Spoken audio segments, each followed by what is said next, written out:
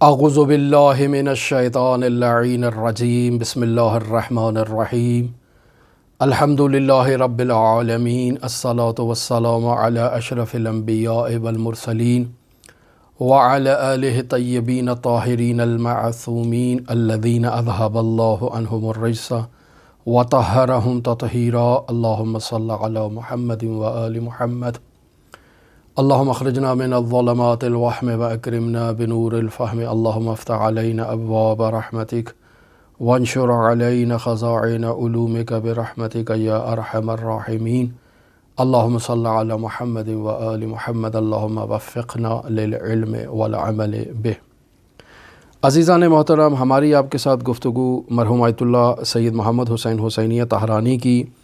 گراں قدر کتاب رسالہ لب اللباب میں جاری تھی، اور آج اس سلسلے کے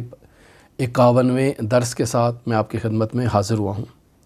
کچھ دنوں کی تاخیر موسم گرما کے باعث ہوئی، اور جیسا کہ آپ کو معلوم ہے کہ دنیا میں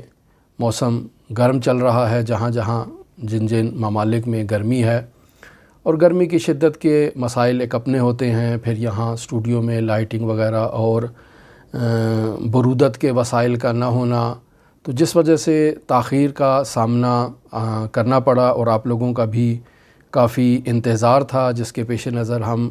ان تمام سخت حالات کے باوجود آپ کی خدمت میں حاضر ہوئے ہیں اور اس 51ویں درس کو آپ کی خدمت میں بیان کرتے ہیں۔ ہماری گفتگو آپ کے ساتھ آیت اللہ طہرانی کی اس گراں قدر کتاب میں، یعنی اس عرفان عملی اور عرفان نظری پر لکھی جانے والی بے نظیر اور نایاب کتاب رسالہ لب اللباب میں در حقیقت ان مراحل کو بیان کرنے میں جاری تھی کہ جنہیں ایک سالک نے سیر و سلوک کے مراحل سے عبور کرتے ہوئے ان مرحلوں کو طے کرنا ہے۔ ہم نے عرض کیا تھا کہ مرحوم آیت اللہ سید مہدی بحر العلوم نے اپنی کتاب رسالہ سیر و سلوک میں 12 مراحل کو ذکر کیا ہے، جنہیں ایک سالک نے مقام خلوص تک پہنچنے سے پہلے طے کرنا ہے، یعنی 11 مراحل کو طے کرے گا، اور 12واں مرحلہ مقام خلوص کا ہے جس سے اس نے عبور کرنا ہے، اور آخری سٹیج وہی مقام خلوص کے بعد اس نے مقام مخلصین پر فائز ہونا ہے، ان تمام مراحل کو طے کرنے کے بعد۔ عرض ہوا کہ ان 12 مراحل میں اسلام اصغر ہے، ایمان اصغر ہے، جنہیں آیت اللہ طہرانی نے بیان نہیں کیا۔ جو مطالب آیت اللہ طہرانی نے بیان کیے ان میں اسلام اکبر میں آپ کی خدمت میں بیان کر چکا ہوں، ایمان اکبر اور ہجرت کبریٰ، یہ 3 مرحلے بیان کر چکا ہوں۔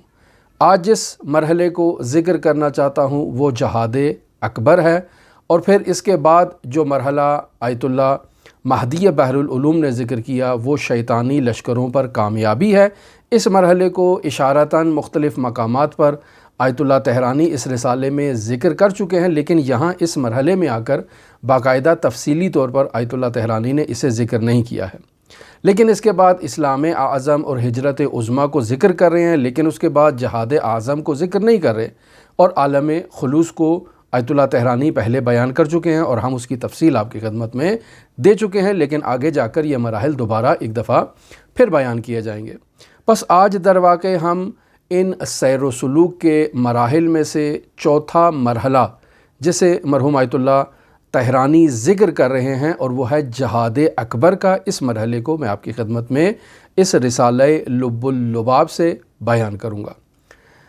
ہم نے یہ بات بھی اپنی مقدماتی گفتگو میں گزشتہ دروس میں بیان کر دی کہ یہ مراحل ایسے نہیں ہیں کہ جیسے ایک انسان مختلف سٹیج سے گزرتا ہے۔ اسکولوں میں جیسے ہم تعلیم حاصل کرتے ہیں تو پہلی کلاس، دوسری کلاس، تیسری کلاس، تو ایک مرحلے سے عبور کرنے کے بعد،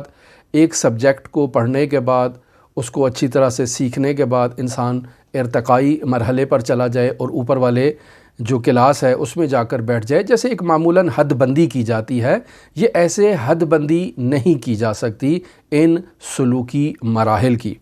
لیکن تصوراً یہ 12 مراحل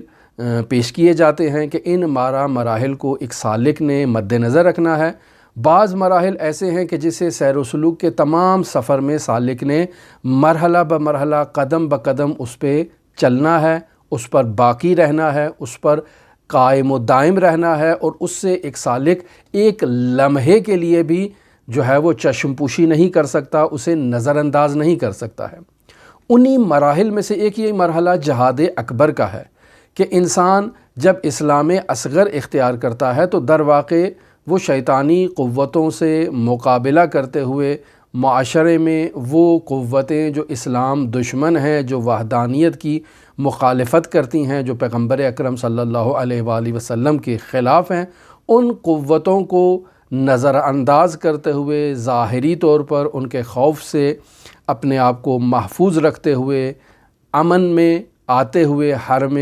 امن الہی پروردگار کی بارگاہ میں آتے ہوئے انسان اسلام اصغر اختیار کرتا ہے اور کلمہ شہادتین کو اپنی زبان پر جاری کرتا ہے۔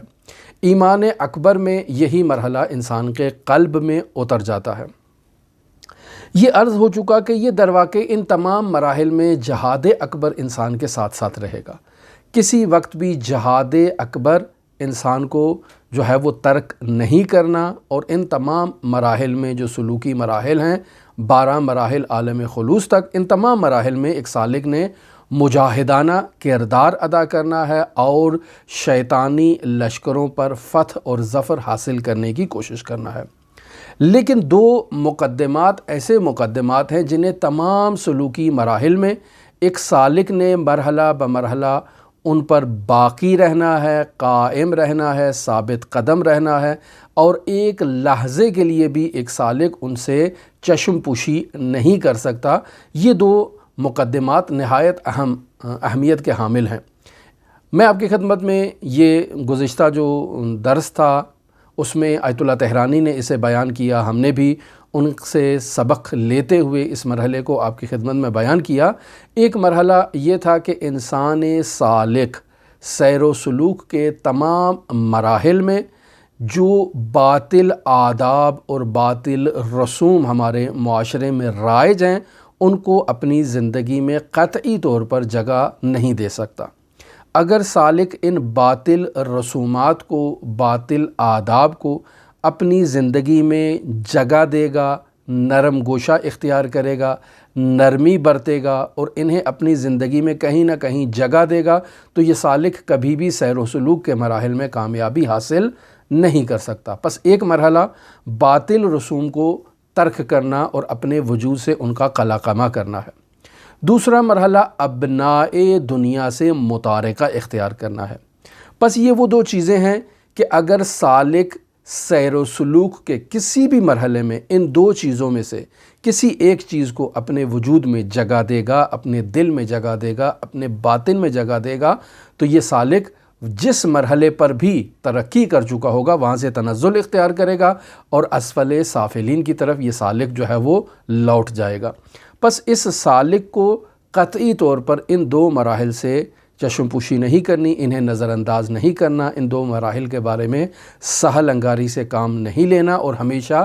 جہاد اکبر کرنا ہے اپنے نفس کے خلاف، اور ان 2 مراحل میں باطل آداب، باطل رسومات جو معاشرے میں رائج ہیں ان کو اپنے وجود سے خالی کرنا ہے، اپنے دل سے بھی خالی کرنا ہے، اور اسی طرح سے ابنائے دنیا سے بھی متارکہ اختیار کرنا ہے۔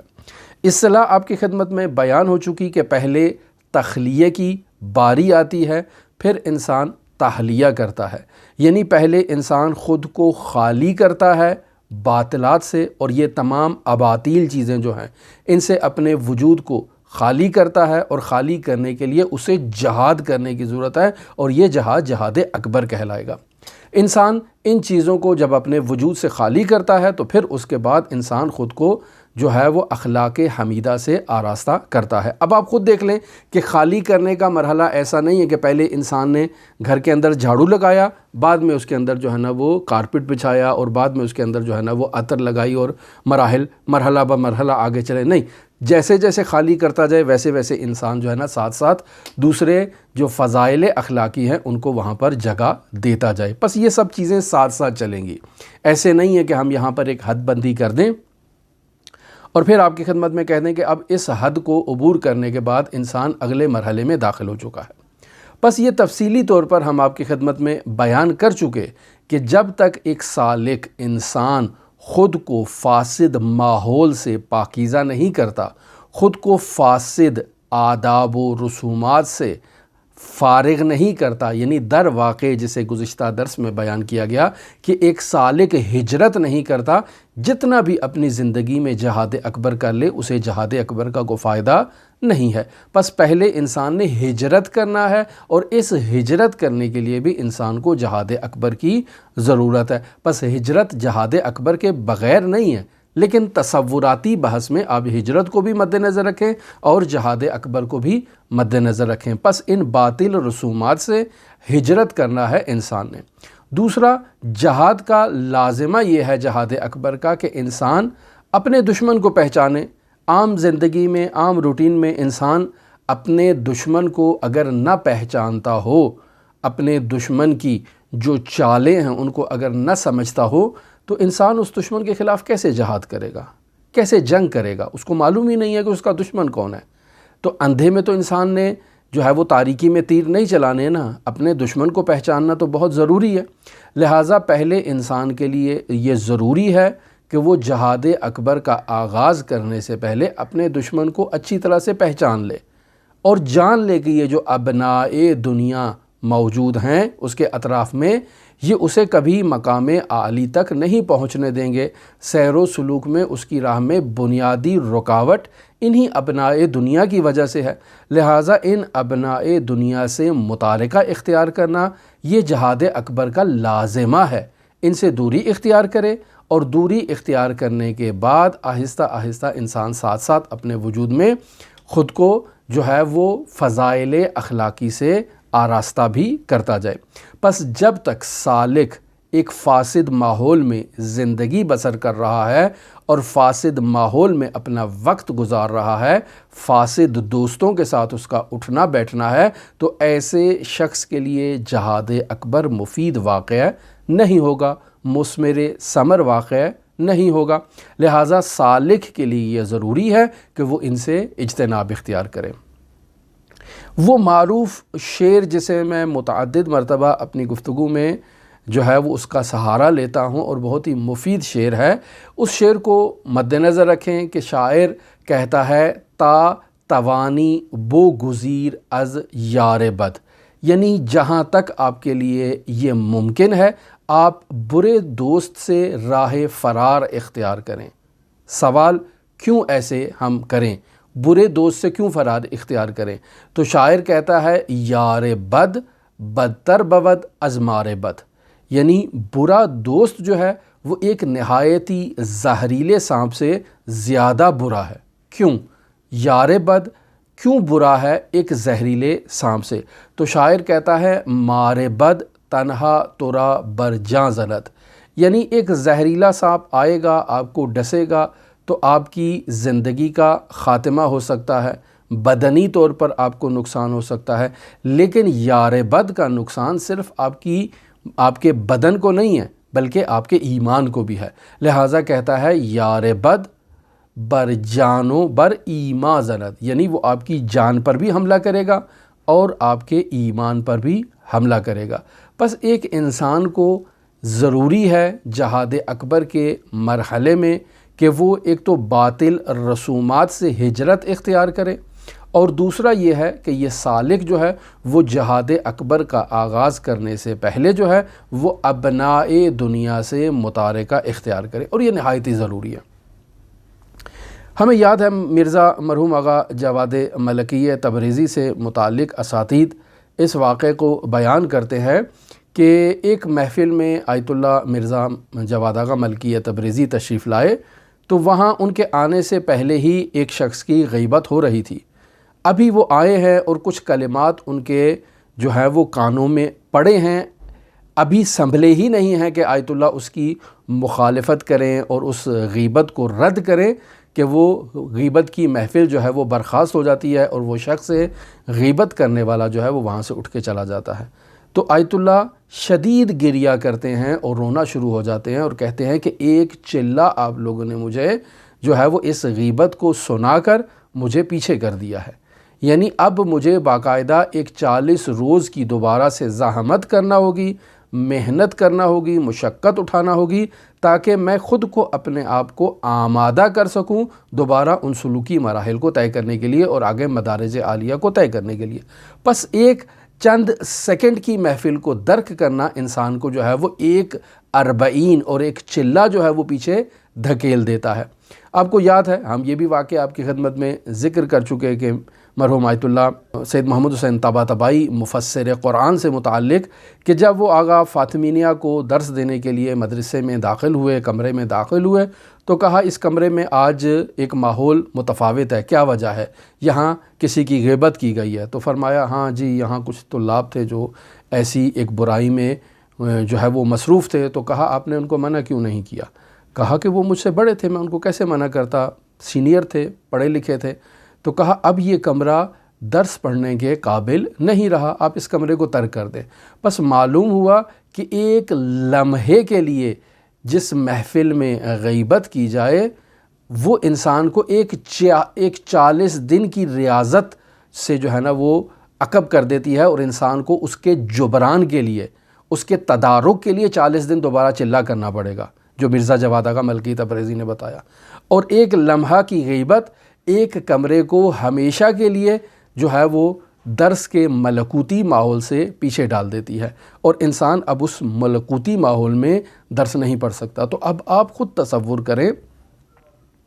کہ ہمارے اطراف میں جہاں ہم زندگی بسر کر رہے ہیں، جہاں جس ماحول میں ہم رہتے ہیں، تو وہاں کس قدر غیبت ہوتی ہے، کس قدر برائیاں ہوتی ہیں، کس قدر فاسد ماحول ہے۔ تو اس فاسد ماحول میں رہتے ہوئے ہم کیسے مدارج عالیہ کو طے کر سکتے ہیں؟ یقینی بات ہے یہ بہت بڑی رکاوٹ ہے۔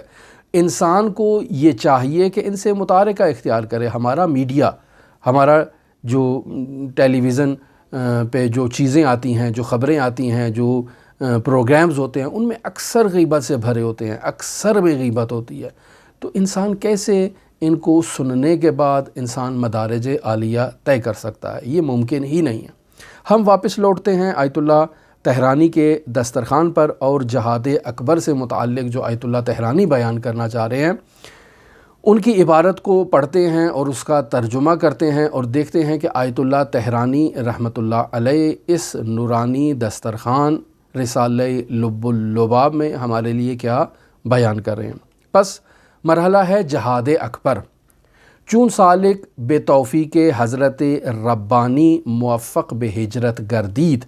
یعنی جب ایک سالک جو ہے وہ خداوند متعال کے فضل و کرم سے، خداوند متعال کی عنایت سے ہجرت کرنے میں کامیاب ہو گیا، یعنی اس سالک نے دنیا کے باطل رسومات کو، باطل آداب کو، باطل رسم و رواج کو اپنے وجود سے خالی کر لیا اور اپنا دامن ان اباطیل سے چھڑوا لیا، تو فرماتے ہیں از عادات و رسوم پائی در کشید، یعنی اپنے پاؤں کو ایک سالک نے ان باطل رسومات سے پیچھے کھینچ لیا، قدم در میدان جہاد اکبر می نہد، اب سالک جو ہے وہ جہاد اکبر کے میدان میں قدم رکھے گا۔ اب سوال یہ پیدا ہوتا ہے کہ کیا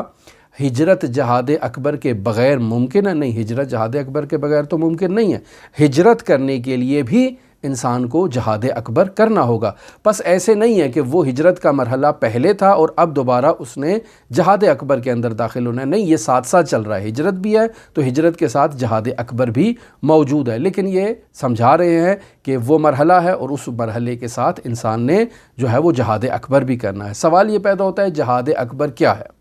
تو آیت اللہ طحرانی اس جہاد اکبر کی وضاحت کر رہے ہیں۔ وآن عبارت است از محاربے با جنود شیاطین، یعنی جہاد اکبر کیا ہے؟ جہاد اکبر سے مراد یہ ہے کہ انسان نے شیطانی لشکروں سے جنگ کرنا ہے، جد و جہد کرنا ہے، ان کے خلاف لڑنا ہے۔ سوال بھائی کیوں ہم شیطان سے لڑیں؟ شیطان سے ہم کیوں جنگ کریں؟ شیطان سے جنگ کرنے کا ہمیں کیا فائدہ ہے؟ تو آیت اللہ طحرانی فرماتے ہیں چونکہ سالک اب عالم مادہ میں، جو پہلے وہ عالم مادہ میں اسیر تھا، اسے قوت وہم نے اپنے جو ہے وہ قبضے میں جکڑ رکھا تھا، اسے جو وہمی قوتیں ہیں، غضب سے متعلق جو قوتیں ہیں، شہوت سے متعلق جو قوتیں ہیں، متضاد خواہشات اور متضاد آرزوئیں جو ہیں، انہوں نے ایک سالک کے وجود کو جکڑ رکھا تھا۔ سالک نے اپنا جو دامن ہے وہ ان قوتوں سے چھڑانا ہے تاکہ کامیابی کی طرف وہ گامزن ہو سکے۔ تو توجہ فرمائیں آیت اللہ طحرانی کیا کہتے ہیں، زیرا در این موقع سالک در عالم طبیعت گرفتار و اسیر وہم و غضب و شہوت و مغلوب اہویہ متضاد لجّہ اعمال و امانی اورا محیط و ہموم و غموم بر او مستولی و بے منفیات تب و منافرات خاطر متعلم و مخائف عدیدہ را منتظر ہر زاویے از قانون سینش آتشی انواع فقر و احتیاج و اصناف آلام و انتقام در درونش گاہی در کشاکش اہل و عیال۔ یہ ایک طویل عبارت ہے، میں ساتھ ساتھ اس کا ترجمہ کرتا ہوں کہ اس عبارت میں اگر آپ غور کریں تو آیت اللہ طحرانی نے ایک تو نہایت ہی ادبی اصطلاحات کو استعمال کیا ہے، اور در واقع آیت اللہ طحرانی نے اس ادبی اصطلاحات پر مشتمل عبارت کو، اس کا جو اصلی جو زمین ہے وہ مرحوم آیت اللہ مہدی بحر العلوم کے رسالہ سیر و سلوک سے اخذ کیا ہے، لیکن اس کو ایک ادبی رنگ اور ایک ادبی پیرائے میں ڈھال کر باقاعدہ اپنے اس رسالہ لب لباب میں اس کو جو ہے وہ لے کر آئے ہیں۔ لیکن نہایت ہی خوبصورت الفاظ ہیں اور نہایت ہی دل نشین معانی کو ان الفاظ کے ذریعے سے ہم تک منتقل کرنا چاہ رہے ہیں۔ مثلا آپ دیکھیں، فرماتے ہیں کہ انسان سالک نے جہاد اکبر کیوں کرنا ہے؟ فرماتے ہیں زیر در این موقع سالک در عالم طبیعت گرفتار و اسیر وہم و غضب و شہوت، یعنی انسان نے جہاد اکبر اس وجہ سے کرنا ہے کہ یہ سالک اب تک جو ہے وہ عالم مادہ میں، عالم طبیعت میں گرفتار تھا اور پھنسا ہوا تھا۔ کس چیز میں پھنسا ہوا تھا؟ قوہ واہمہ نے اس کو اپنی جکڑ میں لے رکھا تھا، قوہ غضبیہ نے اس کو جکڑا ہوا تھا، قوہ شہویہ نے اس کو جکڑا ہوا تھا۔ اب جب ان تین قوتوں نے ایک سالک کو اپنے شکنجے میں لے رکھا تھا تو یہ سالک جو تھا وہ مغلوب اہویہ متضادہ، یعنی یہ سالک متضاد نفسانی خواہشات کا مغلوب ہو چکا تھا، یعنی ان متضاد نفسانی خواہشات نے سالک کے اوپر غلبہ کر رکھا تھا۔ اب جب غلبہ کر رکھا تھا تو پھر کیا نتیجہ نکلا؟ لجّہ اعمال و امانی اورا محیط۔ لجّہ کہتے ہیں کہ یہ جو دریا کی موجیں ہوتی ہیں، جو نہایت ہی گہری امواج ہوتی ہیں، انہیں لجّہ کہتے ہیں۔ اعمال کہتے ہیں آرزو کو، اور امانی کا مطلب بھی آرزو ہے، یعنی لجّہ اعمال و امانی، یہ عطف مترادف ہے اس کے اوپر، امانی کا جو اعمال کے اوپر۔ پس لجّہ اعمال و امانی اورا محیط، یعنی کہنا یہ چاہ رہے ہیں کہ انسان سالک جو قوہ وہمیہ، غضبیہ اور شہویہ میں گرفتار ہو چکا تھا، متضاد خواہشوں نے اسے اس پر غلبہ کر رکھا تھا اور انسان مغلوب واقع ہو چکا تھا، اور گہری آرزوؤں کی امواج نے اس کا احاطہ کر رکھا تھا، یعنی اورا محیط، اس کو احاطہ کر رکھا تھا۔ پھر اس کے بعد ہموم و غنوم برعو مستولی، ہم کہتے ہیں جس کا تعلق آئندہ سے ہے،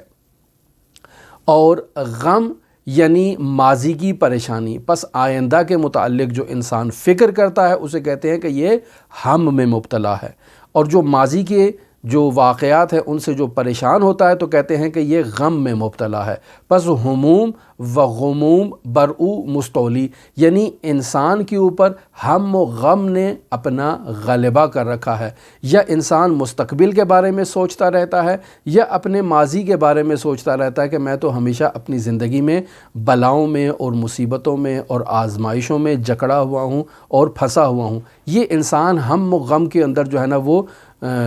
سارا وقت جو ہے وہ اس کے اوپر اس نے ہم و غم نے انسان کے اوپر غلبہ کر رکھا ہوتا ہے۔ پھر فرماتے ہیں وَبِمُنْفِيَاتِ طَب وَمُنَافِرَاتِ خاطر متعلم، یعنی وہ چیزیں جو اس سالک کے مزاج سے منافرت رکھتی ہوں انہیں منفیات طب کہتے ہیں، یعنی طب کے منافی کام۔ و منافرات خاطر، یعنی وہ چیزیں جو ہمیشہ ایک سالک کو محزون کرتی ہیں اور حزن میں مبتلا کر دیتی ہیں۔ بس یہ سالک جو ہے جب ان ہموم و غموم میں مبتلا رہتا ہے تو یہ ہموم و غموم بے منفیات طب و منافرات خاطر متعلم، یہ انسان کو ہمیشہ جو ہیں وہ اس کے مزاج کو آشفتہ رکھتی ہیں۔ پھر کیا ہوتا ہے ومخائف عدید منتظر، ہمیشہ یہ سالک جو ہے وہ غیر متوقع امور سے خوف زدہ رہتا ہے کہ پتہ نہیں ابھی میرے ساتھ کیا ہو جائے گا، کیا واقعہ میرے ساتھ پیش آ جائے گا۔ اب جب انسان اس قسم کی مشکلات میں قوہ وہمیہ، قوہ غضبیہ اور قوہ شہویہ کی بدولت متضاد چیزوں سے یہ جکڑا ہوتا ہے، متضاد جو خواہشات نفسانی ہیں، اور ہمیشہ انسان کو جو ہے وہ ماضی اور آئندہ کی آرزوؤں نے اس کو جو ہے نا وہ اور ہم و غم نے اس کو جو ہے وہ اسیر کر رکھا ہوتا ہے، تو ایسے میں ہمیشہ اس سالک کے سینے کے اندر ایک آگ جو ہے نا وہ دہک رہی ہوتی ہے۔ لہٰذا آیت اللہ تہرانی فرماتے ہیں ہر زاویے از قانون سینہش آتشی، یعنی ہر اس کے سینے کے ہر زاویے سے، ہر کونے سے، ہر جہت سے اس سالک کے وجود میں یہ جو دنیاوی وابستگیاں ہیں ان کی حرارت اس سالک کے وجود کے سینے کو جو ہے نا وہ دہکا کے رکھتی ہیں۔ اب انسان سالک کے وجود میں یہ جو حرارت ہے یہ کوئی محبت کی حرارت نہیں ہے، بلکہ ہمیشہ ایک جہنم کی صورت جو ہے وہ اس سالک کے وجود کو بخشتی ہے۔ ہمیشہ اس کا وجود جو ہے وہ ان سے کراہ رہا ہوتا ہے، جل رہا ہوتا ہے، ہمیشہ آرزوؤں میں گھرا رہتا ہے، ہمیشہ ماضی کے جو ہے وہ پریشانیوں میں مبتلا رہتا ہے۔ تو پس ہر زاویے از قانون سینہش آتشی انواع فقر و احتیاجات و اصناف و آلام انتقام در درونش، یعنی یہ سالک ہمیشہ ان چیزوں میں جکڑا رہتا ہے۔ انواع و اقسام کے فقر اس سالک کے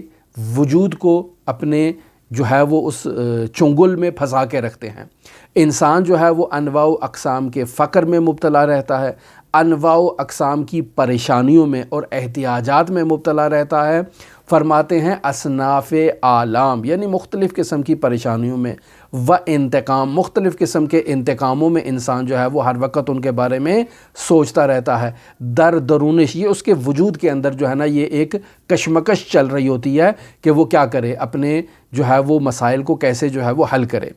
گاہی در کشاکش اہل و عیال، اب آیت اللہ تہرانی یہاں سے بعض موارد کو ذکر کر رہے ہیں، یعنی بسا اوقات یہ سالک جو ہے وہ اپنے بیوی بچوں کی کشمکش میں مبتلا رہتا ہے، روزمرہ کی ان کی ضروریات زندگی کو جو ہے وہ اس کے ہم میں مبتلا رہتا ہے، ماضی میں جو واقعات پیش آ جاتے ہیں اس کی زندگی میں ان کے غم میں مبتلا رہتا ہے۔ و زمانی در خوف تلف مال و منال، یعنی ایک وقت سالک پہ ایسا بھی آتا ہے کہ وہ اس دنیاوی مال و منال کے تلف ہو جانے کے خوف میں مبتلا رہتا ہے۔ گاہ جاہ می خواہد و نمی رسد، ایک وقت سالک پہ ایسا آتا ہے کہ وہ اس دنیا میں مقام و مرتبے کی تلاش میں ہوتا ہے لیکن اس مقام و مرتبے تک نہیں پہنچ پاتا۔ وگاہ منصب می جوید و نمی رسد، بس اوقات یہ سالک جو ہے وہ اس دنیا میں کسی مقام و منصب کی تمنا لے کر بیٹھا رہتا ہے، وہ اس مقام و منصب تک نہیں پہنچ پاتا۔ خار حسد و غضب و کبر و عمل اورا دامنگیر، یعنی اس کے دامن میں ایسے کانٹوں نے، خار یعنی خار حسد، حسد کے کانٹوں نے اس کے دامن کو جو ہے نا وہ چھلی کر رکھا ہے، غضب کے کانٹوں نے اس کے دامن کو چھلی کر رکھا ہے، جو تکبر ہے اس کے کانٹوں نے اس سالک کے دامن کو چھلی کر رکھا ہے، عمل اورا دامنگیر یعنی آرزوئیں اس کے دامن کو چھلی کر رہی ہیں۔ یہ مختلف قسم کی جو ہے وہ مسائل ہیں جن میں یہ سالک جو ہے وہ ہمیشہ مبتلا رہتا ہے۔ پھر آیت اللہ فرماتے ہیں وَدَر